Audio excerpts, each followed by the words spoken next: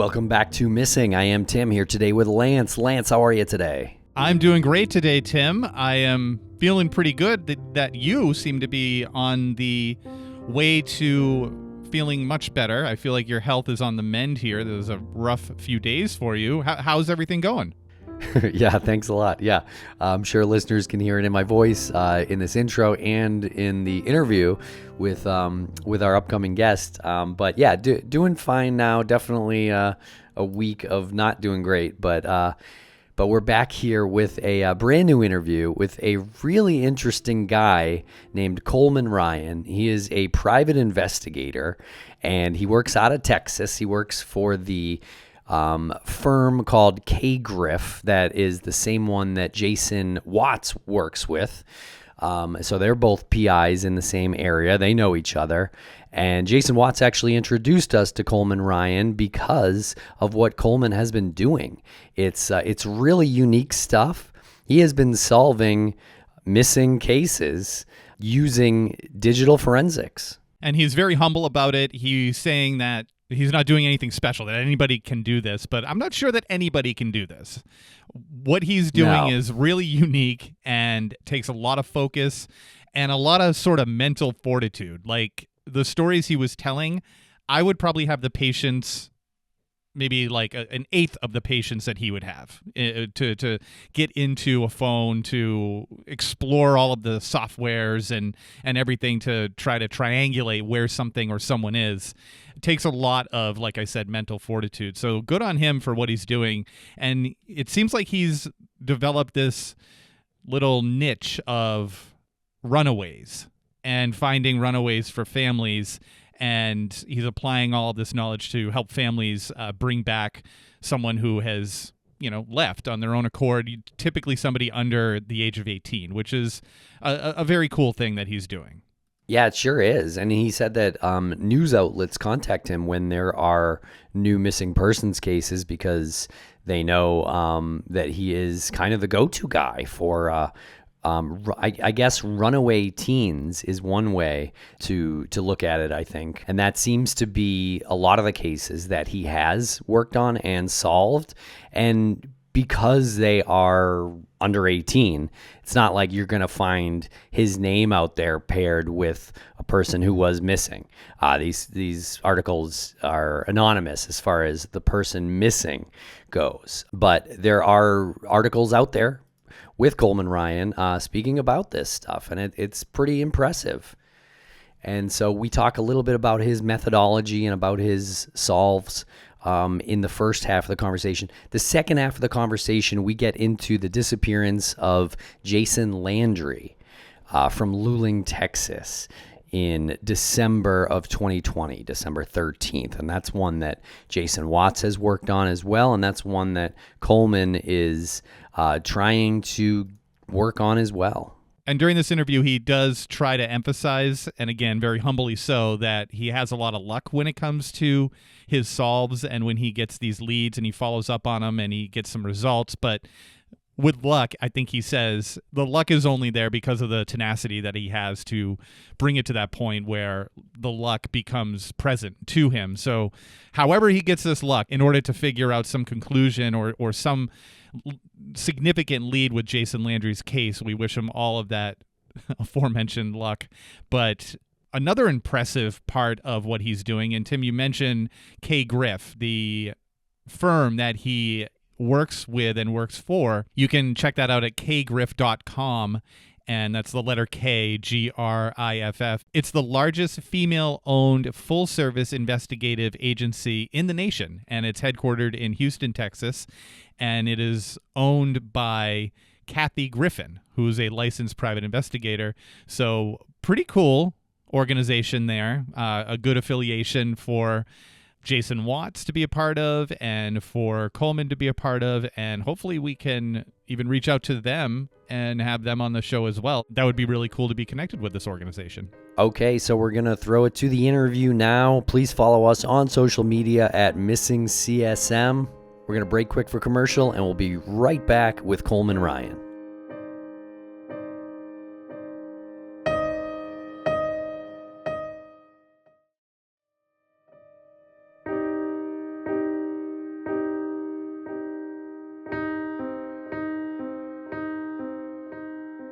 Welcome to the podcast, Colman Ryan. How are you today? I'm good.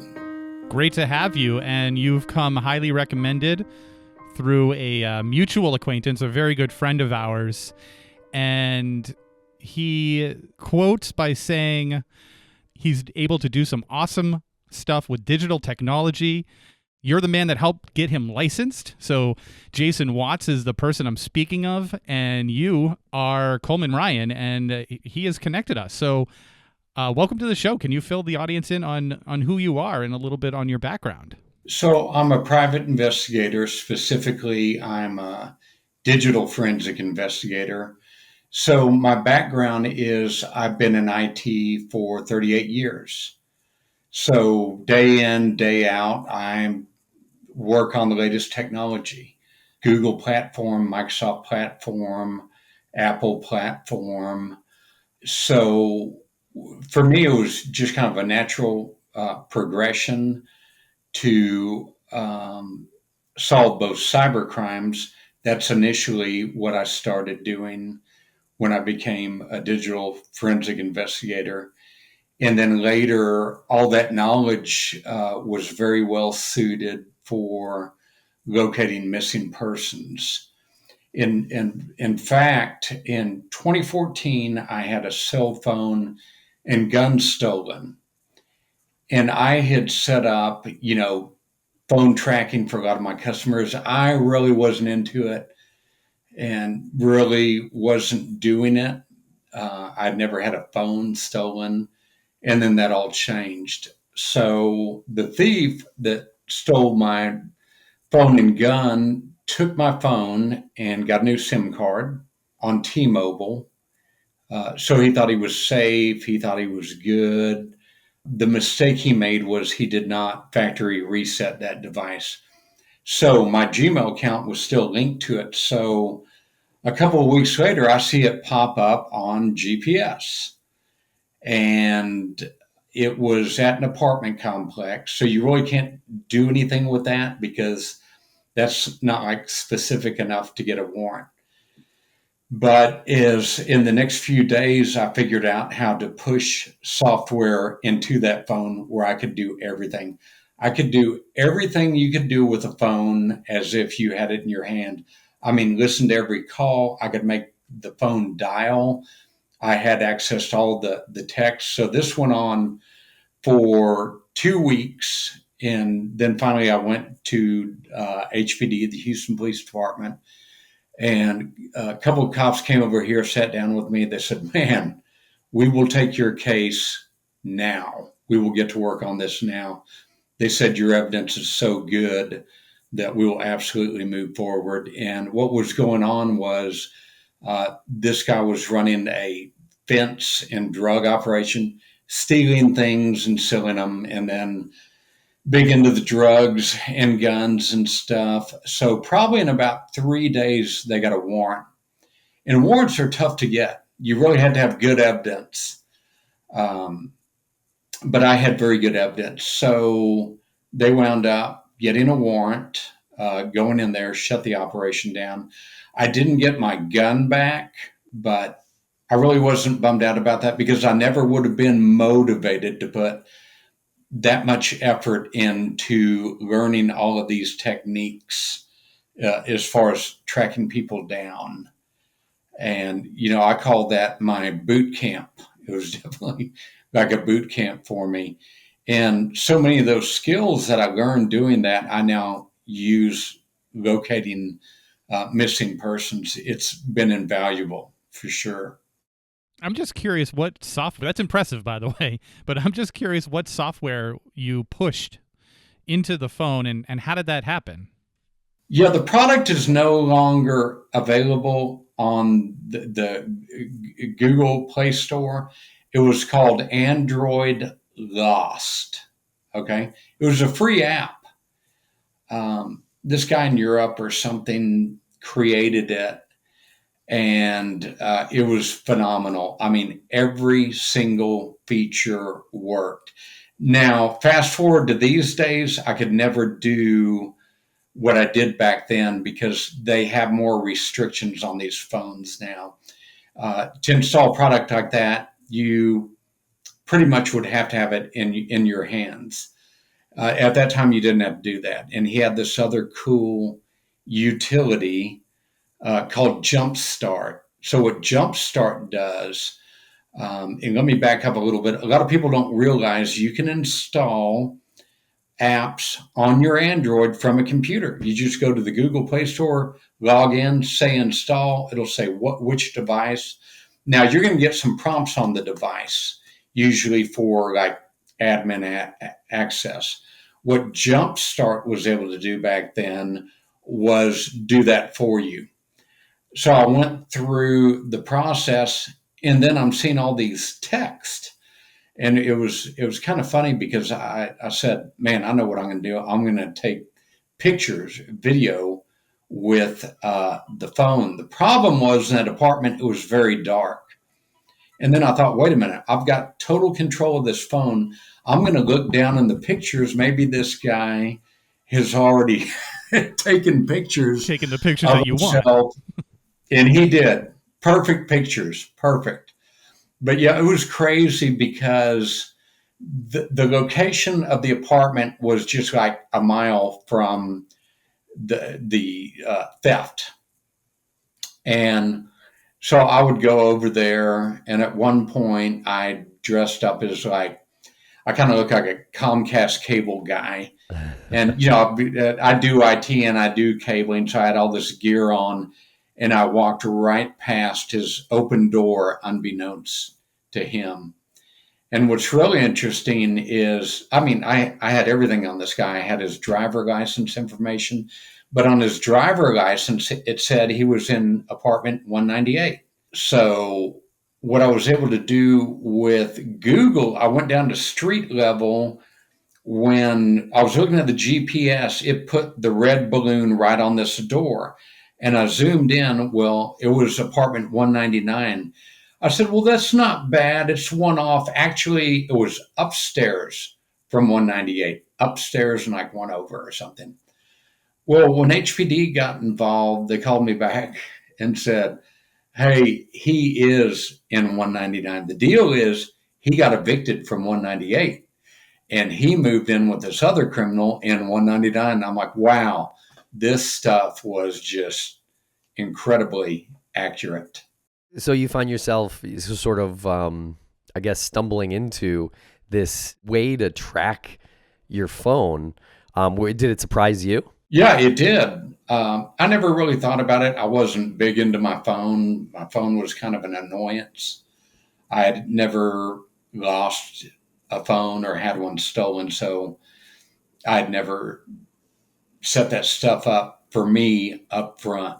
But yeah, that was really my boot camp, and that's when I became a private investigator. Now, is it obvious if I'm like the holder of the stolen phone and you're inside the phone from your computer taking pictures or going through my pictures, reading text messages? Am I able to look at the phone and say like, oh, there's some activity going on here? Or is it completely under the radar? No, this is totally covert. I mean, I could open up that micro. What? Yeah, it's very wild. Now, I was able to record phone conversations. I mean, everything I had. Now, unfortunately, I had this all, I had all this stuff stored on a hard drive and left it sitting around. And over time, anyway, that hard drive was like, I went to revisit that stuff. I still have some of the stuff now. Fast forward, this is very interesting. I've kept an eye on this guy. I run his criminal history, usually around the anniversary of the time he stole my cell phone and gun. So, which was February 3rd. So early February, I ran his record again. And I've watched the progression of his crimes over the years, getting more severe, and learned in January he's up on murder 1 right now. Wow. Yeah. Wow. Yeah, that's wild. Now, what's interesting is KPRC did some news spots and stuff, and it said, have you seen Scooter? Okay, so what I've learned about criminals is they all have these nicknames. They have pride in that. And so I did dig up some of the text I had. And the text I had was from when he just activated my phone. And he's telling his buddy, hey, this is Scooter. He called himself Scooter. This is my new phone number. And I've got Sour D for 15. Well, I didn't know what Sour D was back then. And I Googled it, and that is a type of marijuana, high quality marijuana. It's supposedly, I don't know, smells like diesel or something. So what he's saying in that text is, hey, this is my new phone number. This is Scooter. I've got Sour D for 15. What he means is for $15 a gram. Isn't that obviously drugs, though? Like, you think that they get a little more creative with the way they say something? Like, they could say, like, I made reservations at this restaurant for, like, 3 o'clock. Like, but Sour D for 15 is clearly drugs. Yeah, they think they're flying under the radar anyway. And in general, people can't monitor your text. I mean, if you, like, shot a president or something, yeah, like the FBI, they can do anything they want. But that's all from the back end, from the carrier. Because if you can go to the carrier with a warrant, they can do anything. They can listen to you, NSA, all that stuff.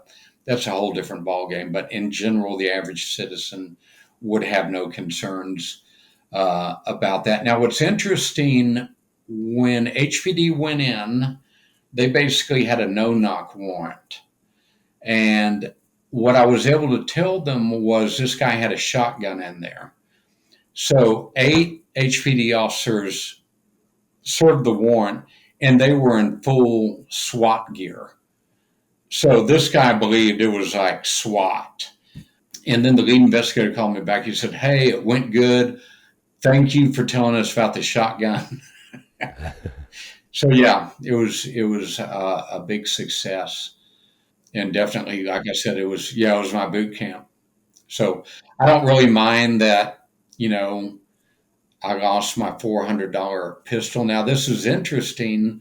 When I saw he was up for murder one, I kind of wondered, because I've had friends and family members that have had guns stolen, and they all got them back after like 2 or 3 years, because in the criminal channel, they're going to sell them to another criminal. They're going to go do something. Eventually, they're going to get busted. And so last February, I was like, man, I can't believe my gun didn't surface. Well, I had a cop friend of mine run it, and he said, Colman, it's not in the NCIC stolen. I'm like, what? So obviously HPD dropped the ball on that. And one thing I didn't do, all you get when you file a report from HPD is just a little chit of paper with a case number on it. And I have some of those saved, like I had my truck stolen and I dug that up the other day. But at the end of the day, it wasn't in the stolen database. So I back to HPD a couple of weeks ago and told them what the deal was, and filed another report. And I said, how soon will this be in the stolen database? And the officer said, oh, in hours. Well, fast forward a week, it's still not in there. So I called him back a couple of days ago, and pretty much they had dropped the ball again. But I got them rolling on it. They said, okay, we promise it'll be in there in 15 minutes. So I'm going to have my police friend run it again today. And, big departments, I get it. I mean, they're really busy and things do fall through the cracks, but I have nothing to lose. Maybe I will wind up getting it back. But yeah, so that was a big part of my training for locating missing persons. And it's really worked out well, because I work with the news stations here in Houston, so they call me often. I mean, every time you turn around, there's someone missing. And my benefit is I can get started immediately, sitting right here at my kitchen table. I don't have to wait, because you have to understand, police departments have priorities. They have a lot of cases. I located a missing girl in Lake Jackson. It'll be a year ago. April, Lake Jackson police were working on it. It was the weekend. I was talking to the parents. They said, oh no, the detective's out till Monday. So that was on a Saturday night, and they didn't know what had happened to her. But in like an hour, I was able to tell them, hey, she's alive. She's okay. She's obviously a runaway. The other deal is that I'm on the night shift. So like 3, 4 a.m. is my prime time, which really works out great for these missing person cases because often I've got this access to the phone or to get the location, and they've got the phone shut off. And like in that particular case, like so many of my cases, I told the parents, I said, hey, I'm going to be watching this around 3 or 4 a.m. So I have my computer with me. I go to the gym, work out for like 45 minutes, come out, boom, I got a location. I call the parents, say this is where she is, case closed. All right, we're going to take a quick break for commercial. And just a reminder, folks, that we will return at the end of this conversation with some final thoughts. Thanks to our sponsors, and now we're back to the program. Okay, so how long have you been a PI? How long have you been doing this? Since 2014. Okay, wow. And how many or how many missing person cases have you worked on? Oh man, I can't tell you, at least a dozen. And those are more recent. I really became interested in missing person cases probably about a year before Jason Landry went missing. There was a case here in Houston, a mother went missing. I was interested in that because she had left my neighborhood. I mean, like right down the street. And the family was pleading for anyone that could help. And so I went to their house and told them what I did. And I told you this story the other day.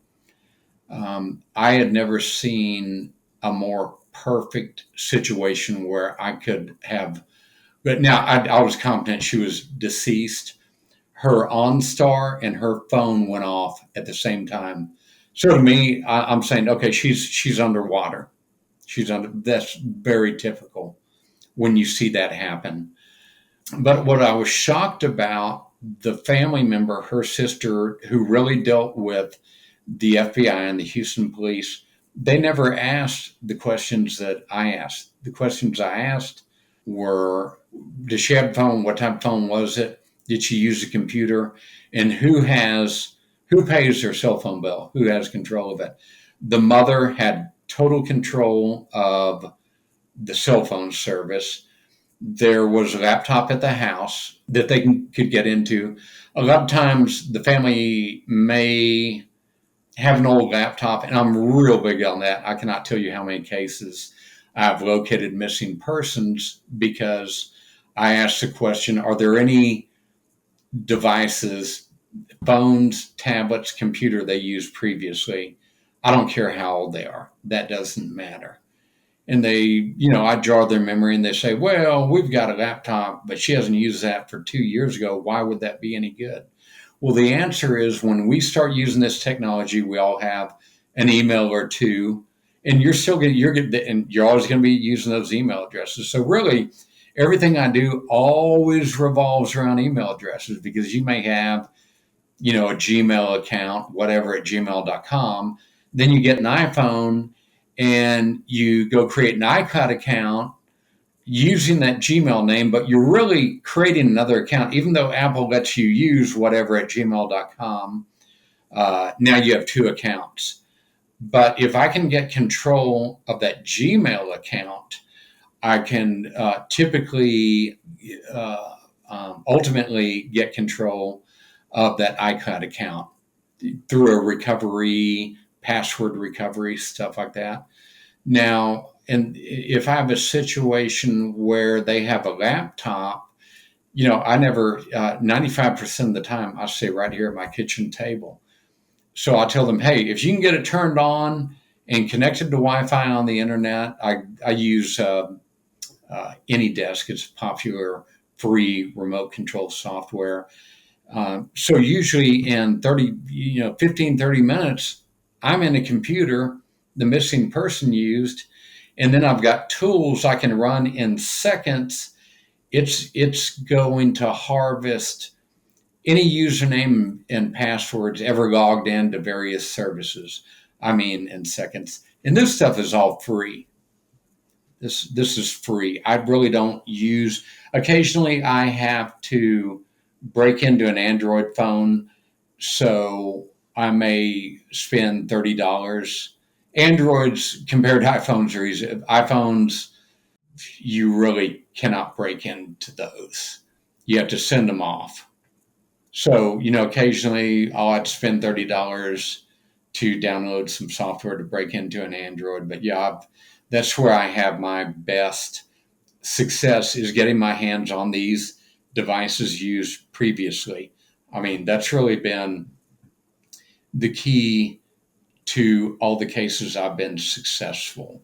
Very cool. And yeah, it seems like you're doing something very unique in helping to locate these missing people. Is law enforcement behind on your techniques, or are there legal hurdles that they cannot get past to do what you're doing? Well, we're just on two different sides of the fence. They can do things I can't do. What they can do, and what's typical of what they do, is they acquire information through subpoena warrant, which they can usually get pretty quickly. That always involves a DA. DA's got to sign off on it.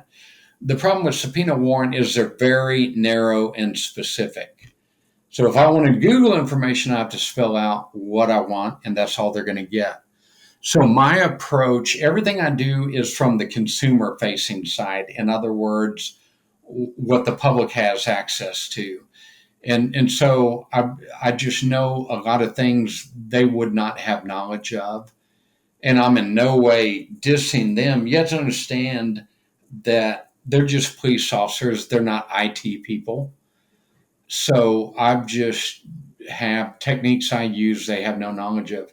Now, you mentioned the case this past December, the missing Katie girl. So that was just another classic deal. The mother located a laptop she had used. I got access to a Gmail account, and I kind of got lucky on. I do have a lot of luck. That luck is born out of just my tenacity. And in that case, it was real interesting because, okay, so I got access to her Gmail account, but I wasn't getting anything. Okay, but I poured through everything. Well, I discovered another Gmail account. Okay. And then with my tools where I pull all these passwords, usually the typical user may have half dozen to 10 passwords, and they reuse a lot of those. So I just go through trying all those passwords. I get lucky. I got into that account. Now, in that particular case, the runaway daughter, now we knew she was a runaway, but we also learned that she was in danger, and we're able to get an Amber Alert, because you can't just get an Amber Alert. If you can get an Amber Alert, that changes the whole approach. You can get assistance from the state police. It just takes it to another level. If you can do that, you want to do that. And they couldn't do anything. We knew she had a phone she was using. And I discovered very quickly that, and I've seen this a lot with these 15-year-old girls. They'll get an old phone. They'll go get a free Gmail voice account, and all they have to do is get on Wi-Fi. Once you get that phone on Wi-Fi, you can do everything with that phone that you could do if you had cellular data service. So in that case, my trap was set, and it was a waiting game, because the the police always say, oh, well, we'll just go to the phone carrier and ping her phone, get a location. It's like there is no phone carrier.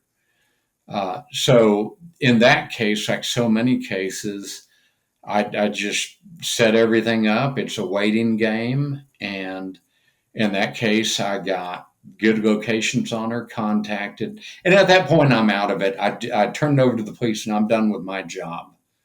So that went really well. And she was home Christmas Eve. So yeah, that worked out well. It's amazing. And I'm sure the police are always thrilled that you're working on these cases. They're really not.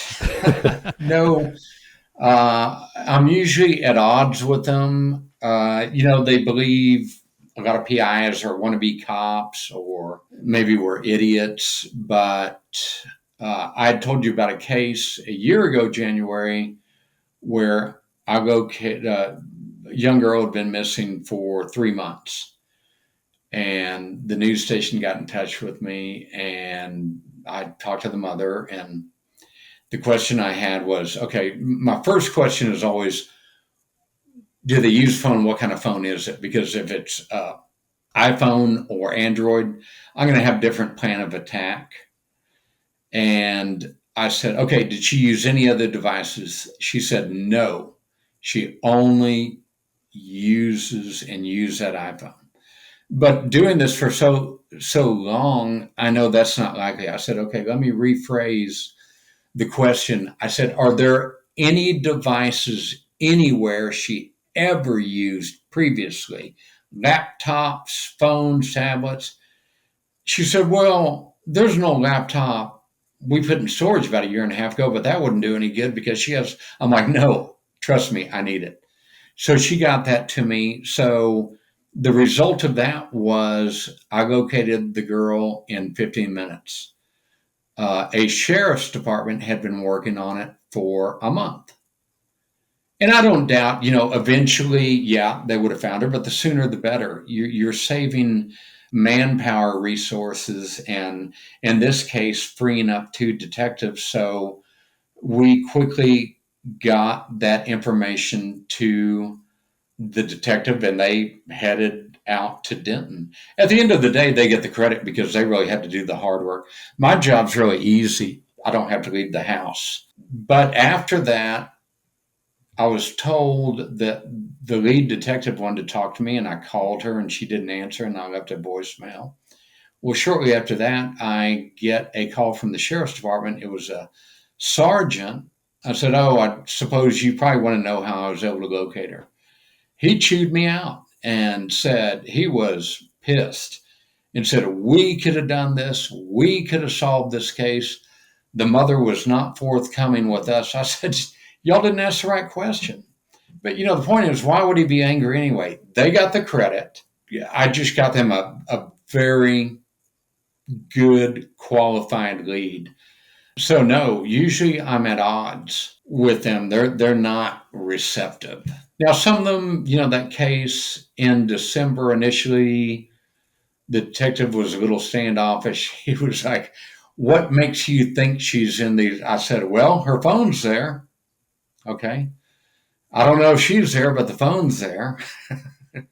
I'd say it's a pretty good bet. And then he was more receptive once I told him what I had done. He moved forward and they quickly located her and case closed. And when you're looking into the phones and like getting inside of these phones, are you able to do that because the individual is under 18? Because it's not like their property? How is this not a violation of privacy? Well, you always have to have either the family sign off. Now, a juvenile deal, that's no big deal. That's a whole different deal. Adults, yeah, we have to have an agreement, and money has changed hands. I don't charge money for these missing person cases. I do charge $1 because in Texas you have to have a monetary exchange to engage someone.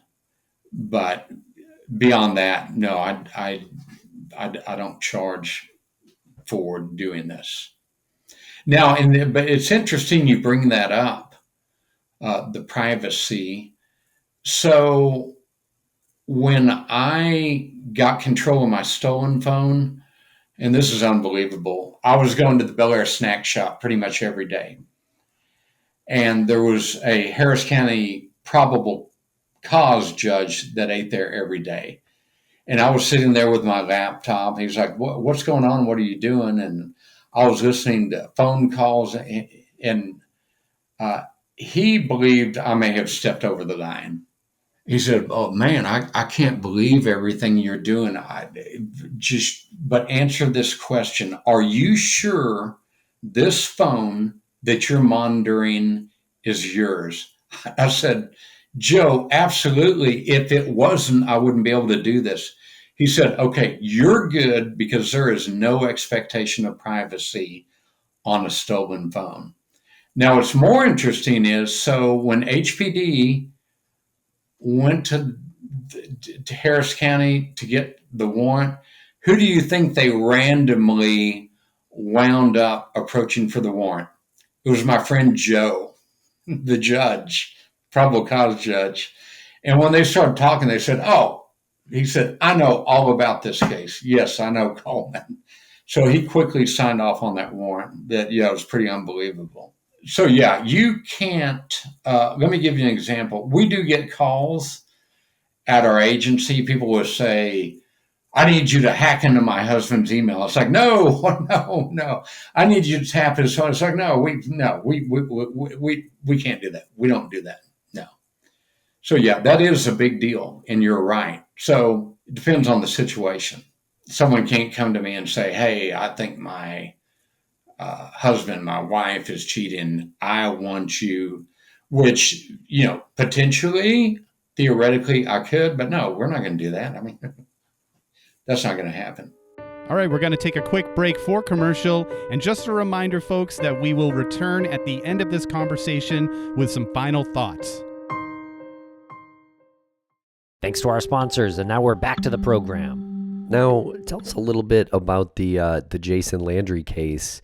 Our listeners might be somewhat familiar. We've produced a few episodes now on the case, but can you tell us a little bit about the case and how you are hoping to get involved? So with the Jason Landry case, I heard about it the day I saw Kent Landry on the news on Monday. And the initial word, now in the media, you heard, "Oh, there was this young guy, they found his car wrecked, and there was a backpack full of narcotics." And I'm hearing this, I'm like, this is some dope dealer, and something went bad, or he was drunk and wrecked his car and fled the scene to avoid getting a DUI. And I thought, oh, he'll turn up in a day or two. Well, fast forward a few months, and there was another story about another young college student went missing in San Marcos. And I was reading about that, and he was found. Unfortunately, he committed suicide.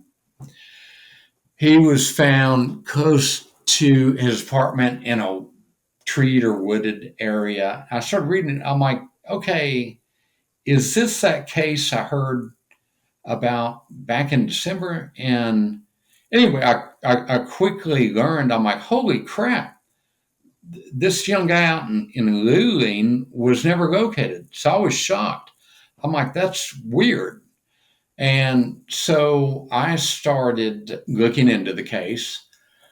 And then I learned, okay, there was no backpack full of narcotics. It was 10 joints in a pill bottle in his backpack. I mean, when I hear narcotics, I see white powder and needles.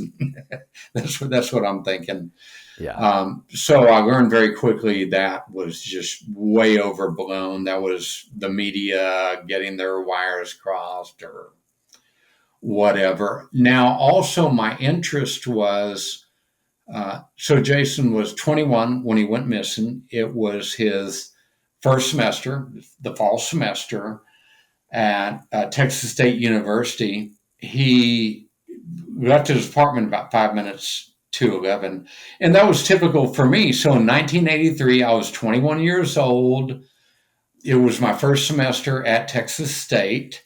And I would often come home about 10:30, 11. So I knew the route well. And so there was just in some ways, he was very much like me. And then I started seeing some different things in the media. Like they said, okay, there was blood in the car. His wallet and phone were in the car. And then I started doing some checking, and no, they weren't. The phone was in his car. His wallet, toiletries, fish, and backpack were on the road. The wallet was in the backpack. So I knew that was wrong. And I started finding all these things that were wrong. And then just looking at the Google Maps, I saw a news spot because I got down on street level and found the location.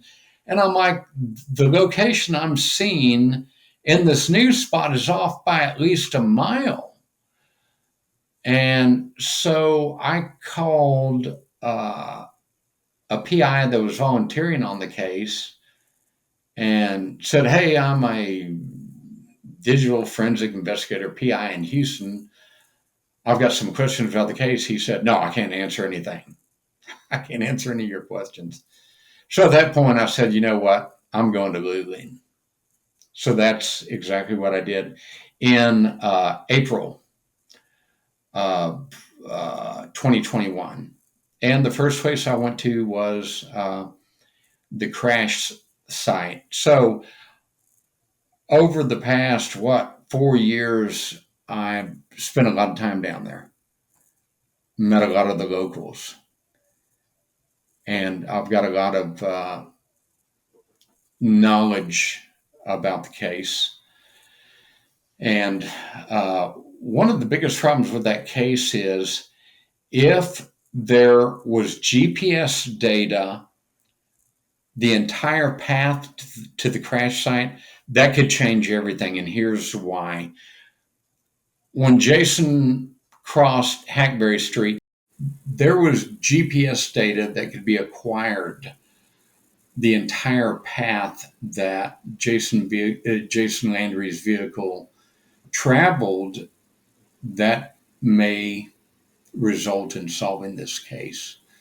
And what I mean by that, if there was any diversions whatsoever. So at Hackberry Street, Jason switched from Waze to Snapchat.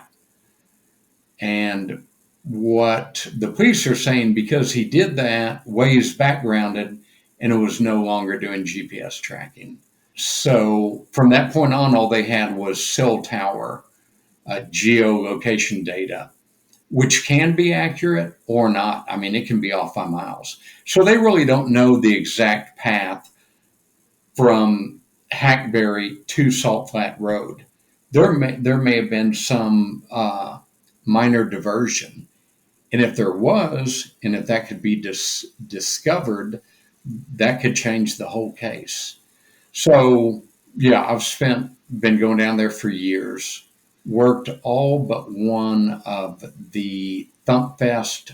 That's a festival they have end of June in Lulling, Watermelon Thump Festival. And so we set up a booth there to keep the awareness up. And it's interesting, every year I go and work that thing, I meet locals that know nothing about the case, believe it or not. So yeah, that's how I got. Now, I'm in no way formally working on this case. I'm just another group member that happens to be a private investigator. In addition, that's how I met Jason Watts, was through the Jason Landry missing case. And as your shirt says, you also work with K-Griff. Yeah, K-Griff carries my license. K-Griff Investigations is the private investigation agency that I work under. And that's also who Jason Watts is licensed under. Yeah, very cool. And how did you help him get licensed? Well, you have to have an agency that will basically take you under their wing. And historically, Kathy, the owner, is never going to do what she did. Because if she's going to do that, it's like a monetary deal. Like, you got to bring income in. However, she gets a great deal. I took over her IT stuff years ago. She had a terrible IT company that was just not getting the job done, charging her a ton of money. So we do each other favors, and I approached her. Initially, she didn't want to do it. I was like, "No, you got to do this. I do enough." And so she wasn't that hesitant, and she agreed to bring uh, Jason Watts on with the understanding, hey, this guy's not going to bring you any income. That's not what this is about.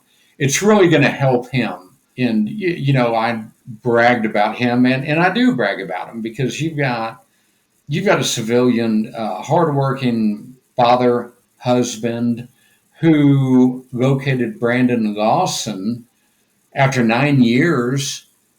And Jason got it done on 3 searches. You have to understand, they use the best technology: drones, dogs. Texas Rangers was involved, different law enforcement agencies. And you got Jason Watts that basically found a needle in a haystack, because you have to understand, after 9 years, you're not going to find like a full skeleton sitting there. You're lucky to find in that time frame anything, but he did it. And that's really his claim to fame.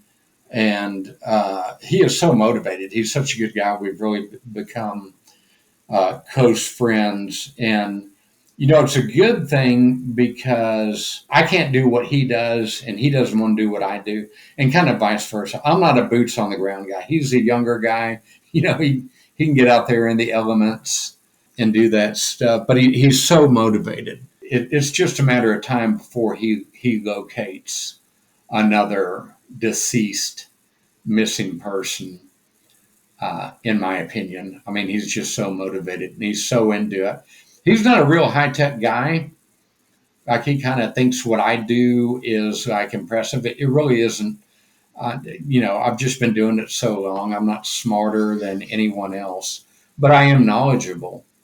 But any technology he can use to do his job better, he's going to figure it out. He's got this app that's incredible, where he tracks like basically every foot of area.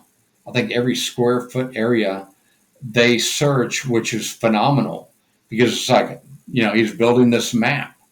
So they basically know where Jason Landry is not.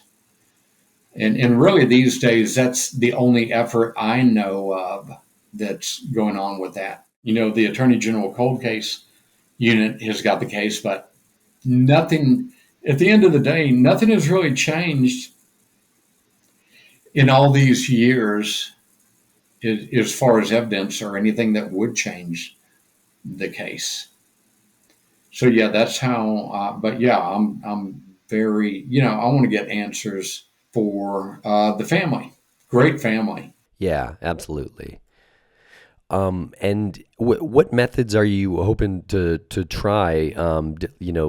As far as digital forensics go. So ultimately, what I would like to do, but I would have to, the family would have to engage me to do this. I would like to do a digital forensic re-examination of his Google data. And a lot of people say, well, what do you think you're going to find? The police have already done all the digital stuff. Well, no, they really haven't. One of the biggest problems was the police had Jason's iPhone. And like I mentioned previously, if you have a locked iPhone, that's a whole different ballgame.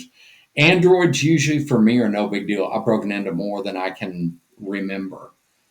iPhones, whole different deal. There are really only 2 companies I know of that can break into them, and it's not cheap. However, you cannot have gotten to the point of no return. I think you have like 10 PIN number entry attempts.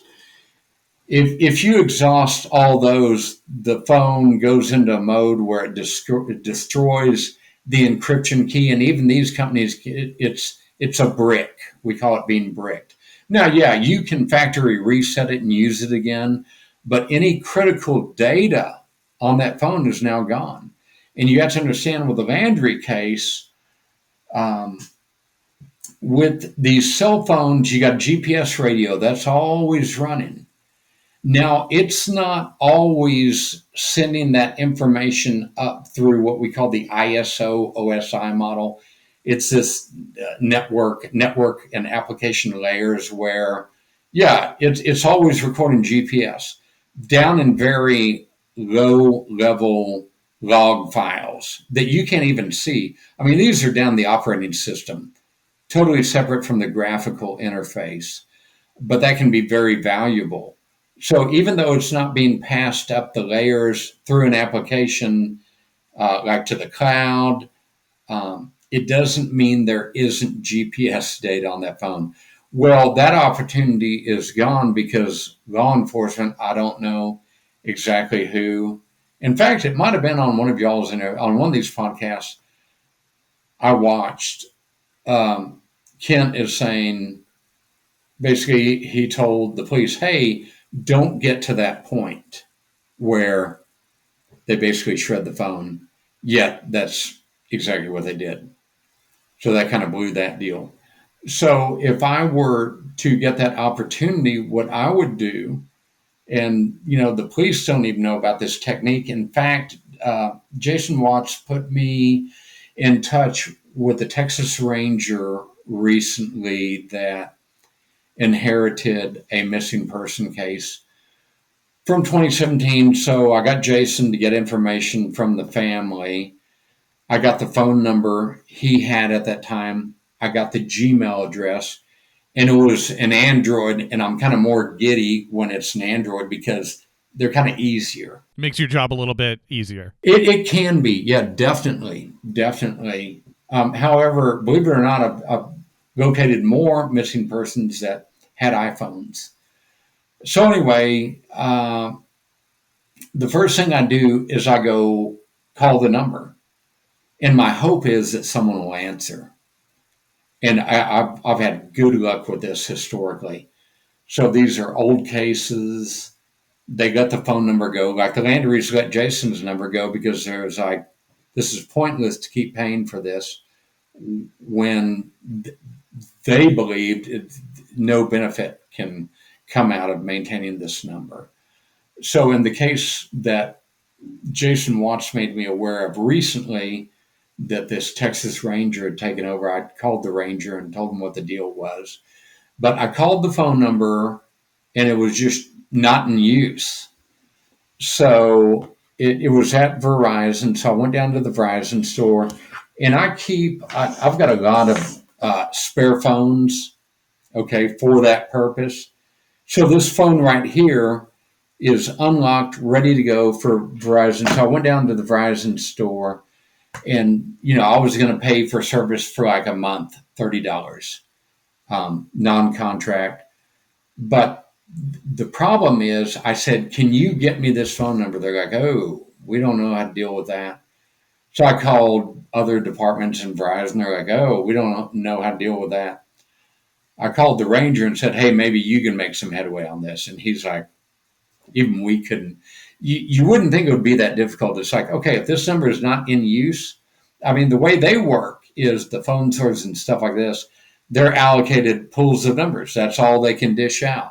Yeah, you have some choices on the first three numbers, maybe the area code, stuff like that. But beyond that, they can't request, hey, even though this number is sitting out there under the Verizon umbrella, can you get it? So even the Texas Ranger had no luck with that. But what he told me was, he's like, well, what do you need? What are we trying to do? And I told him, he said, oh, I'll do that with subpoena warrant. I'll get that done tomorrow. So I said, okay, this is what you want to do. So Google has a feature called Takeout. And Takeout is just a URL you go to, and it dumps the entire account. I mean, the whole enchilada. And it can be quite large. It may take me sometimes 8 hours to download everything. But once I have all that data down, I can use just like the built-in uh, file folder search features in Windows to quickly, get location data, just all kinds of stuff. So I didn't hear from that Texas Ranger for like a week, and called him about a week ago. I said, "Hey, just checking in. Did you hear it?" He said, "Man, I haven't heard anything." I said, "You know, I suspect you're going to have a problem because typically law enforcement never make this request. They say we need specific data, and that's going to be, it's going to be tiny. It's going to be something that when they contact Verizon or Google or whoever it is, they're going to be able to shoot that stuff back in an email. It's going to be tiny. When they get a request like this, they're not accustomed to getting that request. But not only that, it could be 10 gigs of data. It's like, oh, okay, that's a whole different deal. You can't move that over the internet. I mean, yeah, you can do it with Dropbox, stuff like that, but it's just, I'm not very confident this is going to turn out well with that case, because the Rangers heard nothing. We're going on, I think, 3 weeks. That's never good. Yeah. So in the Landry case, that's what I would do. In fact, I actually don't even really need to do it. I could give direction to someone to do it. It's not rocket science. Really, what you're wanting to do is get a dump of all that data. Once you do that, you can say, "Okay, I got it." Now, in the Landry case, they got his phone number go. I've gotten in touch with that individual that now has that number. And when I called him, he's like, "No, I don't know the guy. I know about it." I said, "I get that. Would you be willing to send the PIN code if we need to recover that account?" He's like, "Yeah, okay." And backing up with so many of the cases I've had success in, that's what I did. I got lucky. I called the number. Someone had it. I told them what I was doing. They were like, "Yeah, okay, you just need me to give you a PIN number that's going to be sent to me?" Yes. I get control of the account, and I'm on down the road. Not only that, but I get it disconnected from their phone number. And I tell them that up front. I said, "Hey, look, I want to get you out of this. When I go through that process, I'm going to unlink. You'll no longer be connected in any way, so you don't have any worries about anyone bothering you about this in the future." So that would be my hope in the Landry case. Um, and, another myth is so many people believe if law enforcement has been involved, or the FBI or the Texas Rangers, that everything possible has been done. That's just not accurate. It really isn't. It just isn't. And like I mentioned that case back in Houston about 4 years ago with the mother that had gone missing, all the FBI and HPD had was cell tower geolocation information. And I was out there in the area of the path she traveled, checking all these retention ponds and different ponds. And it was, and this was a learning lesson for me. I'm coming up 2234 to 288, and HPD and the FBI mentioned on the news her last known location was 288 and Beltway 8. Well, that was north, and that is going towards the direction she would have traveled to get home. So I'm coming up to 288. About 2 miles ahead, there is a retention pond. I said, "Well, I'm not going to check there because I know her last location was north of here." Well, guess what? That's where she was. That's where she was. So that was a good lesson, though. And my point is, all they had was cell tower geolocation. It was off by 2 miles, and that's not uncommon.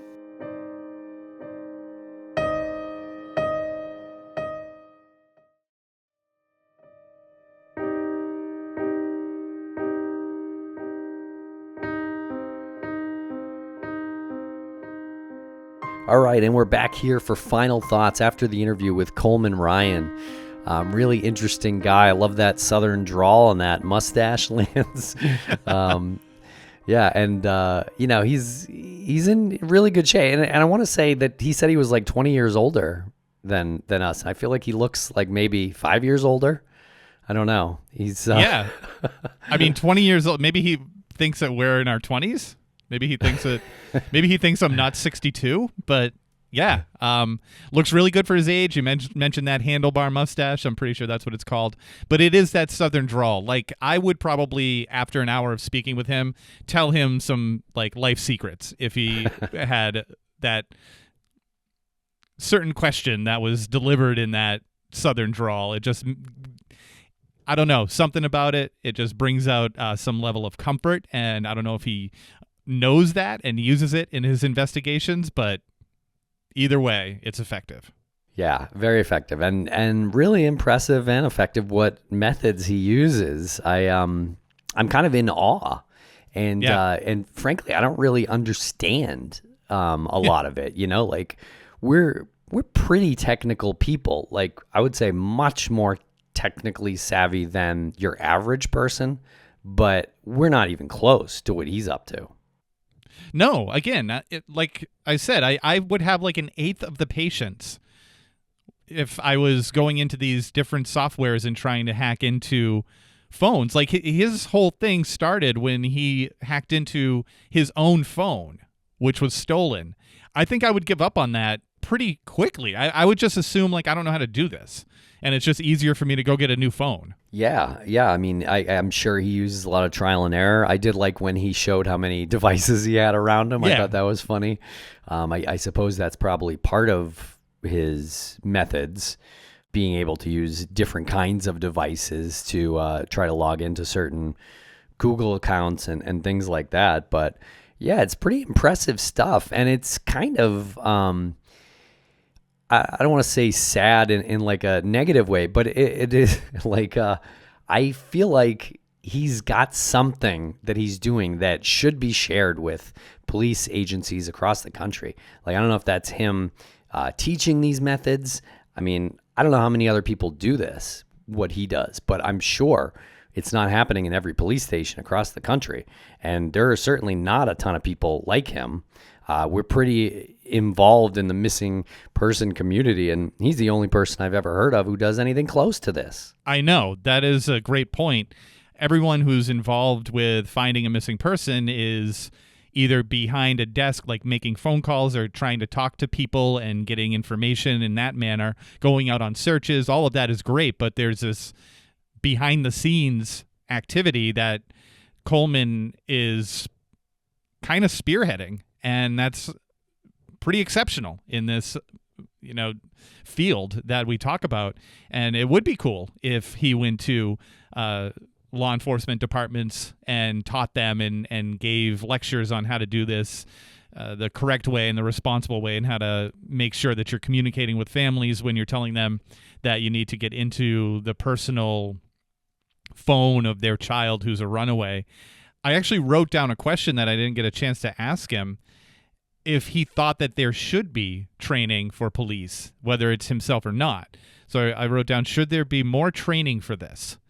And it made me think, like, yes, there should be, but we always talk about how police departments are so understaffed and, they don't have the budget to do a number of things. It's like adding one more thing that would help bring runaways home, solve crimes. Are they going to do that, or are they going to consider it? I don't know. That's the sad part to me. Right. Yeah. I mean, they need to have the budget for it, and frankly, I feel like they need a new person in there. You know what I mean? Like, I just think it's so technical that you need a technical person. Like, we can't just expect the police officers driving around in towns to be able to do what he does.